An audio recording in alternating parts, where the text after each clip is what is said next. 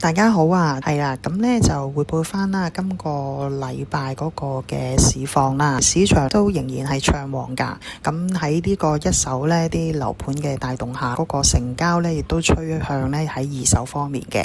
咁喺二手上面咧，咁客人咧個決定入市嗰方面明顯係快咗㗎，同埋積極咗㗎啦。咁喺嗰個傾價嗰方面咧，亦都係相對係會有收窄嘅。咁可能咧見業主咧係唔係好減價或者咁嘅情況下咧，都會肯咧會追價嗰啲咁樣。咁所以咧整體嚟講咧，就見到譬如好似我哋喺屯門區或者天水圍區啦，咁一啲比較有性價比一啲嘅馬膽他劇盤，即係我哋俗稱係叫筍盤啦嚇，咁可能都要出現咗有2-3台客同一時間去出價去爭嘅啦。咁呢個情況咧，咁已經係開始成日發生嘅啦。咁所以變相咧，咁喺呢個禮拜嘅市場上邊咧，其實都見到嗰個嘅成交咧，都係比較活躍同埋積極嘅。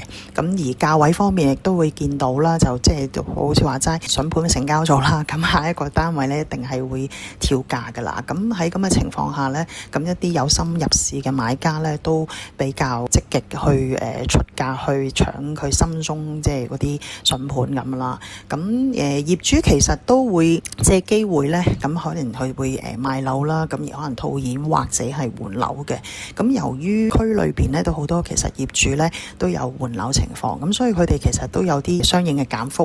咁但係減幅當然係冇以前咁高啦。咁可能係即係由呢個以前嘅1成嘅減幅，可能已經收窄到去得翻2-3% 都唔出奇，甚至冇添。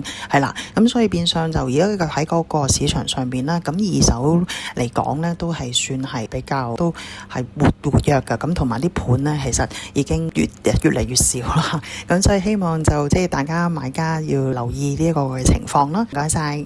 咁剛才盤董就講咗成個市場個走勢啦，或者啲成交啦。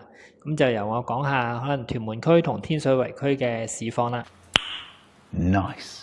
咁其實過去禮拜6日咧，譬如屯門啊或者天水圍咧，分別都有啲居二啦或者私人樓嘅成交。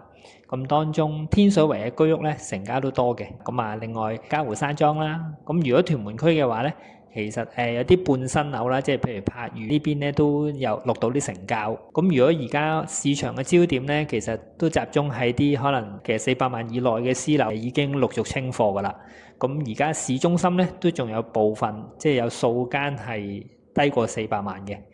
咁啊，所以如果大家有興趣嘅話咧，就不妨可以留意下市中心嘅盤啦。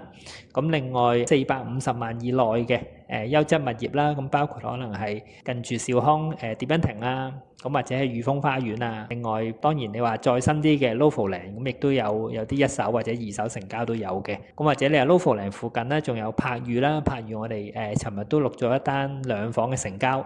其實如果計尺價嚟講咧，其實都抵買，因為係成交大概都係11,000幾蚊尺，就唔使12,000蚊。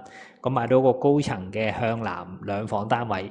另外當然唔少得啦，仲有16區啦，16區始終都係近期嘅市場焦點啦。咁啊，如果你話半新樓嘅或者有會所嘅優質屋苑咧，就包括即係南朗啊、嘉悦、海淀軒、愉海灣呢啲都幾受買家同埋投資客去追捧嘅。